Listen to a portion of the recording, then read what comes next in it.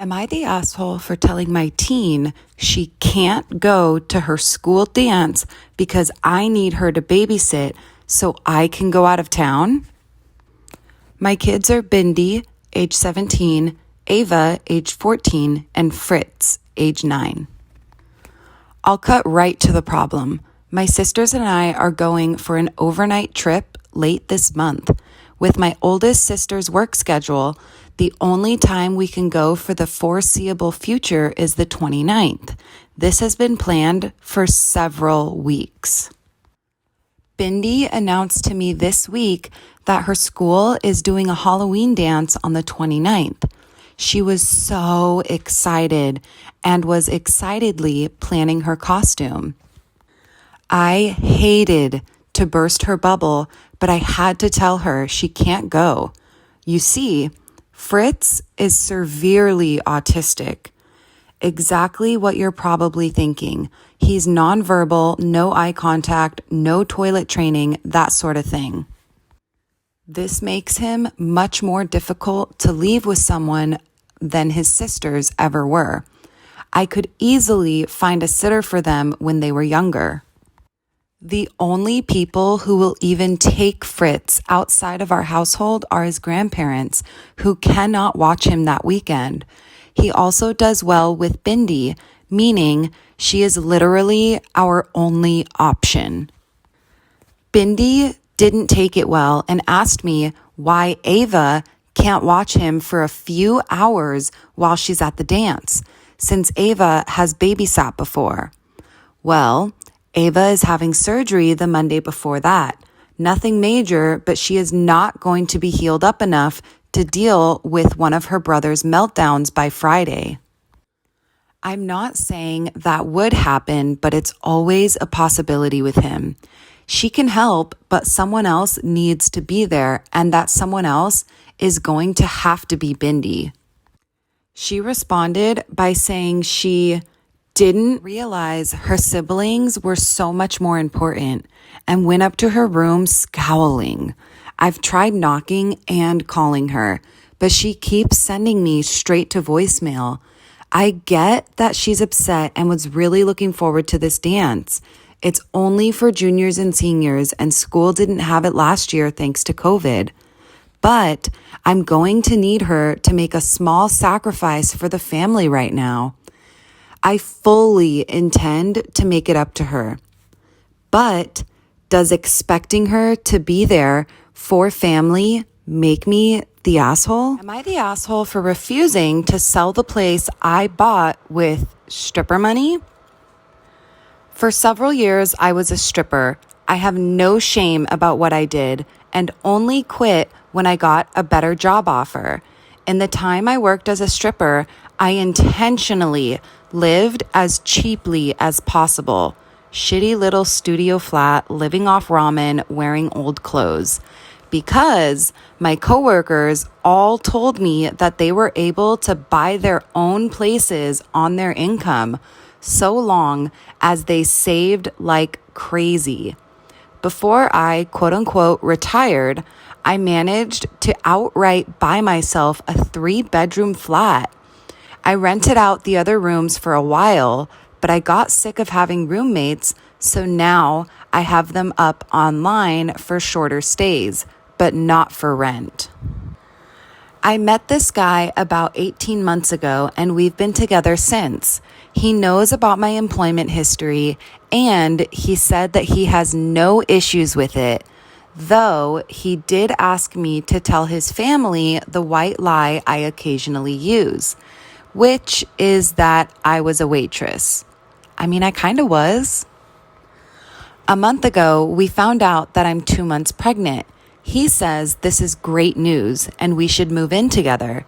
I assumed he'd be moving into my place because he rents his far smaller 1-bedroom flat while I own mine, and I have a room for a baby's room while he doesn't.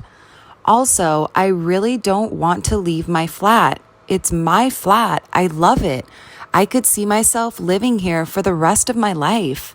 And I don't want to lose the security of owning a flat and have to go back to paying rent or a mortgage each month. However, he then said that he didn't want to move into my place and said I should sell it and we buy a place together. I said that I like my place. It means a lot to me that I was able to buy it, and it represents years of working my ass off, scrimping, and saving. He then said that he understands all of that, but we should be living together by the time the baby comes, and he didn't want to live in my flat. I asked him why not. It's a great flat. It's central to everything. It's spacious. It's got room for all of his stuff. There's a daycare in the building, run and owned by another tenant. Is a 5-minute walk away. The list goes on, and he said that he didn't want to live in a flat that was bought with, quote unquote, stripper money. I'm not going to lie, that really pissed me off. And I told him, no effing way am I selling my flat, and that he never had an issue with my stripper money paying for this flat before now. I said I wasn't giving up the security of owning a home for someone who tries to make me feel ashamed about something I don't feel ashamed of. He said that his point is if I sold the flat, then we could get a new place with the money from the sale. I said, wouldn't that still be stripper money? And he said, that's different. And I asked how. He then said he was going back to his place because, quote unquote, I can't talk to you when you're in this state. He's gone back to his flat now, and he's texted me saying I'm overreacting and irrational, and I need to think of this realistically rather than emotionally. He says he wouldn't feel right raising a child in my flat, knowing how I purchased it, and selling/moving is the best idea for all of us. Not to mention the fact he isn't on the deed because it's my place, and it would never feel like our place because of this. I feel like I might be the ass because I get why he might feel like it's just my place, and I feel I'm being too rigid in a time we need to work together. Plus, I spoke to my sister and she sided with him. So 2 out of 3 people think that I'm wrong here. So, am I the asshole for refusing to sell the place I bought with my stripper money? Update number 1. I dumped him. There was a whole conversation, and during the conversation, he said he didn't want to be a parent if I wasn't willing to do everything he wanted, including sharing a house/deed, plus staying together.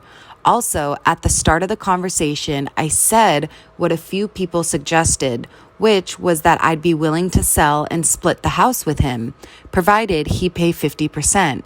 And he got very angry very quickly.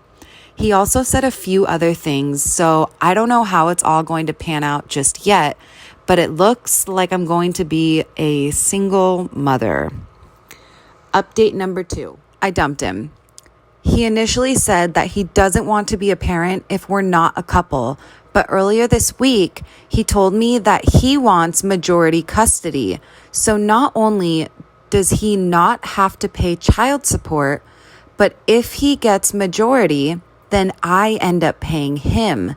He actually said that was his reasoning. He also runs his own startup and admitted the startup is basically done for, and he was hoping that when I sold my place, I could also put a cash injection into his business with the money. So basically, this was all about money for him, and I have extensive documentation of all of this. There's going to be a legal case, but I've gotten legal advice, and it looks like I'll be able to get sole custody, which is what I intend to go for. In the last couple weeks, my sister has doubled down and is trying to get me to fix things with my ex because, quote unquote, a baby should have a complete family. So I've not been involving her in my pregnancy, which she is furious about. She also told our parents, which I am furious about, so we're not speaking right now. I also want to say thank you to everyone who commented on my first post. When I first posted between my boyfriend and my sister, I was genuinely convinced I was in the wrong. So to have such an overwhelming supportive response really helped me realize that I shouldn't doubt myself so much. And with that realization, plus everything going on right now, I've decided to go to therapy, which I will be starting next week. All in all, the outcome of this is probably going to be me being a single mother in the flat I own. And honestly, that's a pretty decent outcome. Am I the asshole for not letting my ex and his girlfriend have family time with my son? Every year, I take my son to visit his great-grandparents. Usually, his dad, my ex, will be there too during the trip. And they'll spend a lot of alone time together since my ex doesn't see our son as often as I do. The only difference this year is that this time he brought his girlfriend with him. The trip has been a disaster. The first week we were here, my ex wanted to take my son out sailing.